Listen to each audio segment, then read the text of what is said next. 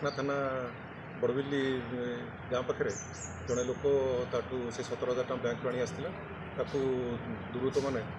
पैसा छड़े नहीं पलैते तापर आमर केउंझर जिले में एमती आउ केतोटी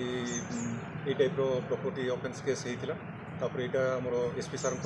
नजर को आसला से संगे संगे आमर आईआईसी पाटना सहित गोटे टीम फॉर्मेशन कले से टीम आमर गंजाम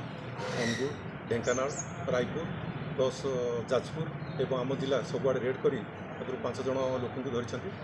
आउ पाखु से दायित्व 17,000 टଙ୍କା संपूर्ण भाव रिकवरी होता सहित अन्य जो क्राइम कर अच्छी बड़बिल थाना नयाकोट थाना नंदीपड़ा ररुआ ये सब थाना जो क्राइम कर भी आमर किसी पैसा रिकवरी होती से जो डिक्की भांगा जो इंस्ट्रूमेंटा यूज करते से इंस्ट्रूमेंट भी आम जबत करूँ सहित से व्यवहार कर 3टी मोटरसाइकेल भी जबत कर संबंध में आमर आज से सब कोर्ट फरड़ा कर